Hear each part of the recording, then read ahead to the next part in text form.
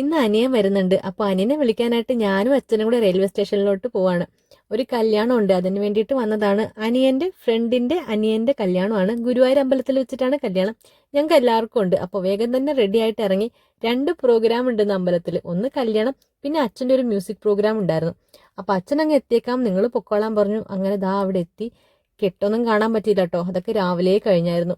പിന്നെ ഞങ്ങൾ ജസ്റ്റ് അവരെ കണ്ട് ഗിഫ്റ്റൊക്കെ കൊടുത്ത് കുറച്ച് ഫോട്ടോസൊക്കെ എടുത്തു. ഇതാണ് അനിയൻ്റെ ഫ്രണ്ട്, പേര് വിപിൻ. പത്തനംതിട്ടയാണ് വീട്. അനിയൻ്റെ കൂടെ നഴ്സിങ്ങിന് പഠിച്ചതാണ്. അത് കഴിഞ്ഞിട്ട് ഞങ്ങൾ നേരെ മേൽപ്പത്തൂർ ഓഡിറ്റോറിയത്തിലെത്തി. അവിടെയായിരുന്നു അച്ഛൻ്റെ പ്രോഗ്രാം. അടിപൊളിയായിരുന്നു പ്രോഗ്രാമൊക്കെ. ഞങ്ങൾ അച്ഛൻ്റെ പ്രോഗ്രാം കഴിഞ്ഞപ്പോൾ ഇങ്ങനെ ഇറങ്ങി. പിന്നെ ഒരുപാട് ഫോട്ടോസും വീഡിയോസൊന്നും എടുത്തില്ല, കാരണം റെസ്ട്രിക്ഷൻസ് ഒക്കെ ഉള്ളത് കൊണ്ട്. അങ്ങനെ വരുന്ന വഴിക്ക് അമ്മയ്ക്ക് മേമേനെ കാണണമെന്ന് പറഞ്ഞു. മേമേനെ കണ്ടിട്ട് കുറേ നാളായി. അങ്ങനെ പിന്നെ മേമേനെ അടുത്ത് കയറി കുറച്ചിരുന്ന് വർത്താനൊക്കെ പറഞ്ഞു.